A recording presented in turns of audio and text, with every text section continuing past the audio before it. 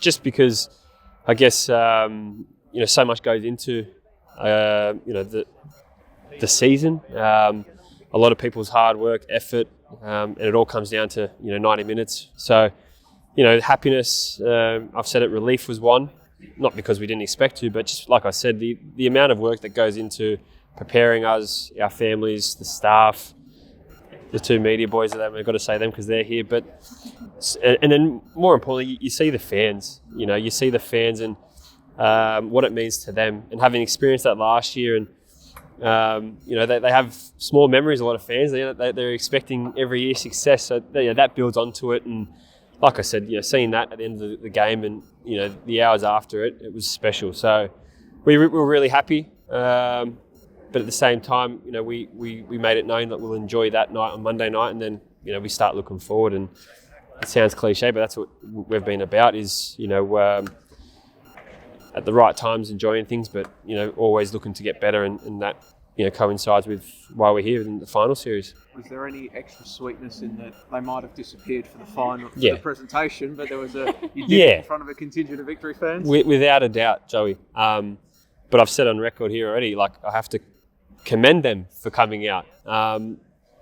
Take my Melbourne City hat off here for a second.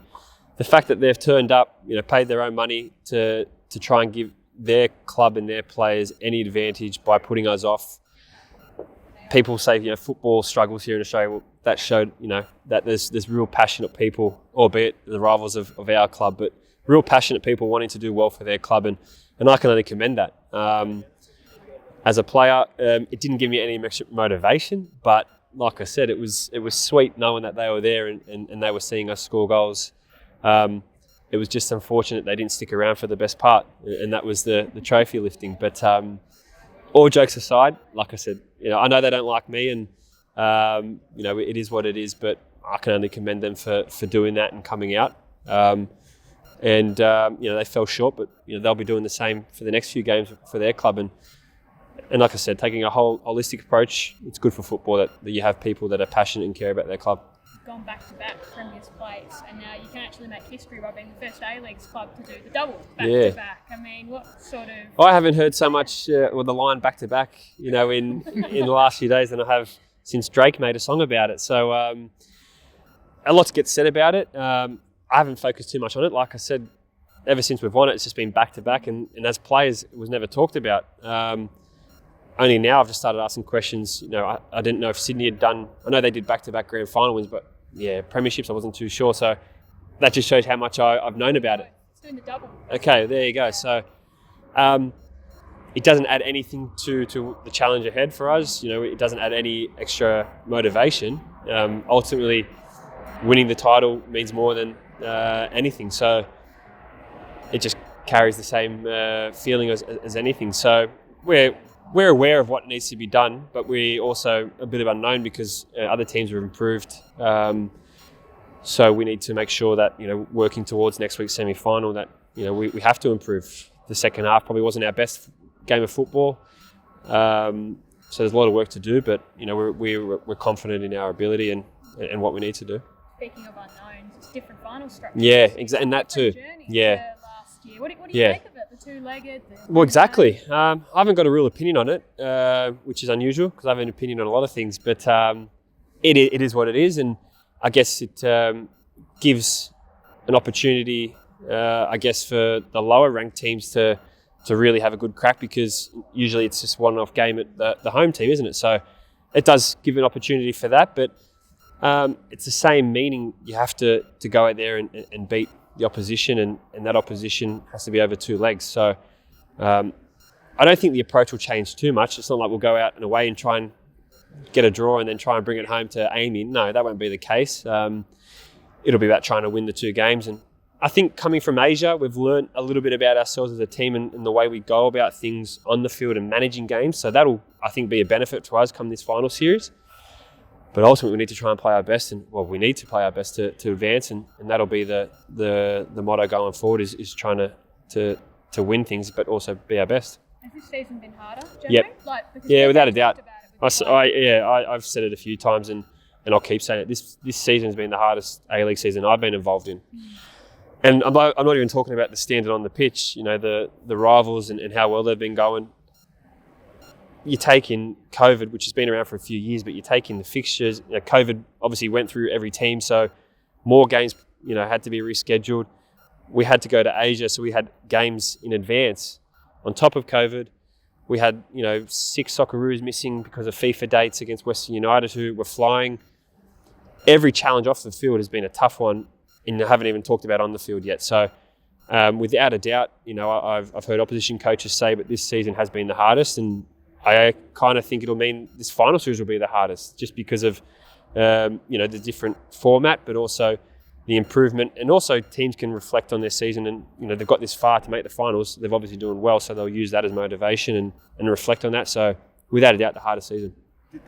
How difficult the season was, did that make the premiership sweeter, and would that make a championship sweeter? It does now. Yeah, it does now, looking at it. We've touched on it a few times during the season that, this is what we're up against, and this is what we're faced with, and our group and our club, and we've always looked to try and use as no excuse. So there'll be no excuse come this final series. But it's been challenging. The league's obviously transferred over to the APL, and the challenges of the criticism of the league, not just clubs, but has been testing for everyone involved. So no doubt that this has been the toughest one, and like I said, the final series will probably follow that and be a tough one. But the tougher the challenge, the sweeter the success. Coming into finals, generally, you look at some of your rivals. Adelaide, they've won 5 straight. The Mariners, they've won 5 straight. Victory haven't lost in 15 games. I think we've lost 2 in 20. So did you know that stat? No, I don't think I looked at that. Well, 2 in 20. I'm just letting you know. Everything's been talked about how good other teams are going. But I was actually going to ask you, so the question could actually apply to you then as well. How important is momentum in finals football? Well, you would probably ask the next question. You haven't beat Victory this year. You haven't beat Western United this year. So does that count for anything? Is that a question you're going to ask? It wasn't, but I will. Well, there you go. I will. I want you to get the momentum one out of the way. And then I'll say the same thing, touching on that. If we looked at our history, then I'd be bringing up 6 and 7-0 last year. It doesn't come into the equation. You've asked us questions before every Victory game this year, and one's been, do you touch on that 6 and 7-0? And we don't. So whether their football clubs do it and they think it's a big thing, we necessarily don't. Each game has been close apart from the game we played last against Victory. And when it comes to momentum, you'd rather come into the finals with great form, and I think each team has got good form going into it. But finals games, there's a different feeling, there's a different environment, and you don't really reflect too much on what's happened. Like I said, Monday night, even Perth Glory the week before, there was a different environment, different feel about it, and it's how you adapt to that. That's something I learned definitely last year. Is it doesn't, the momentum you gain into it doesn't do too much. Apart from, it's better to go in it with good form than not. Because I was going to ask the follow-up. Last season, when you did win the title, you didn't actually win in your last 3 games, but then you won the championship anyway. So is momentum overrated? Well, I forgot about that too. So there's a good point when you go to Melbourne Victory or Western United and ask them about how they feel about that, their form. But it's a different feeling, different environment. Like I said, that these games are different. There's a knife edge of things, because the mistake that you make, bang, it could cost you. So everyone's aware of that. Whereas league games, there's always next week. There's only two games in the semi, and if you're making big mistakes, then it's going to cost you dearly. So no, I don't think necessarily it becomes at the front of people's minds that momentum's great. Victory have won unbeaten in 14, or City's only lost 2 in 20, whatever. I don't think that really matters with the players. It's more of a storyline, for you guys and the clubs to talk about. Ultimately, the best who adapt to the situation on that day go through, and it's just this time it's over 2 legs. Different situation this year again, and that you actually get your Socceroos in finals. How exciting is that? You've obviously played a lot with Jamie in particular, he and Connor and Curtis, and they all missed out on that sort of grand final success. How is it this year getting it's how it should be, having the best players available for the biggest part of the season, I think is the bare minimum. And unfortunately, that wasn't the case last year. And we adapted and we got on with it. We have our Socceroos, and I'm sure, Victory, happy they get to keep, their Socceroos.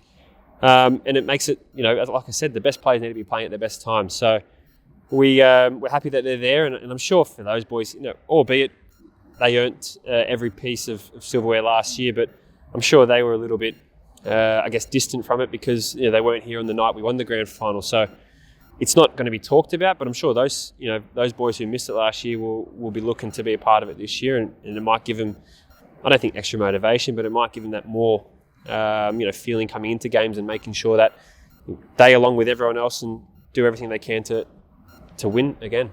Jamie, third golden boot on the trot. Yeah. Overall. Does it almost get understated?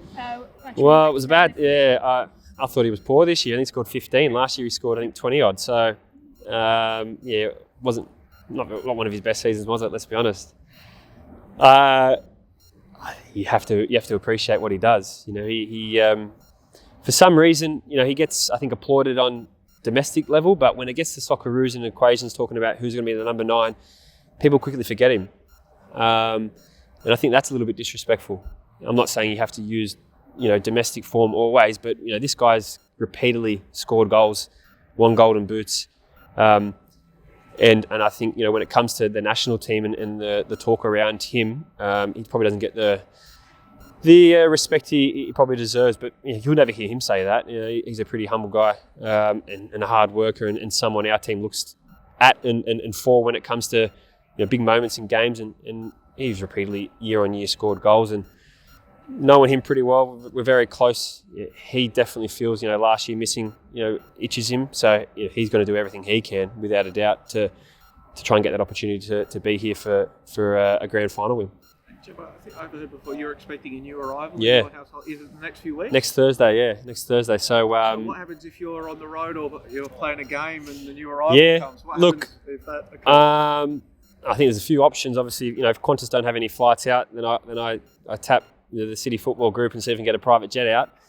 The chances of that happening are pretty slim to none. So then I actually speak to the missus and speak to her about. She spoke to me about I was there for my first son Cooper's birth, so she's gave me permission, albeit she might have been a little bit under the weather, and she allowed it. But she said I wouldn't have to be there for the second one, but I'm looking to be there for both, playing a game next Wednesday and then being there on the Thursday. I don't know what it is about me and finals games and babies. I don't know what it is, but obviously off the field a very exciting time, and it just coincides with what's an exciting time on the field. So we're pretty good at juggling things. I've got my mother-in-law here from Europe, so she's holding the fort, which is great. But Joey, I'm a kind of think on my toes kind of guy, and I'm sure I'll be all right. I'm going to pitch Joey's question. He's been asking everyone, why can Melbourne City, or why will Melbourne City win it this year? It's funny because you asked me a question last year in the grand final with Wilco, and you asked why, and I remember it was on ESPN. I hope this is for ESPN, maybe. For ESPN and the guy. Oh, there you go. And I remember it vividly. We did an Instagram story, and you asked why, and I guess I think about it now. Why do we don't deserve it? No one deserves to win this. You have to earn the right to win this, and I believe, away from the cameras, away from the games that you see day in, day out,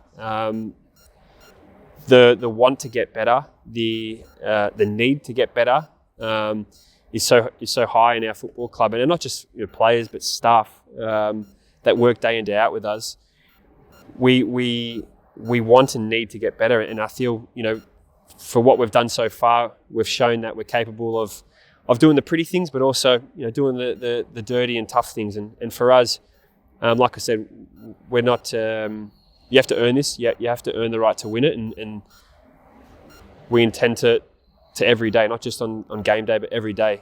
Try and earn the right to win it, and that's why I think we've got a good chance. We've got a good chance, but 5 other teams will be saying the same thing, and that's what's exciting about it. One of us who I spoke to will be a genius, and the other 5 will look like numpties. So it is what it is.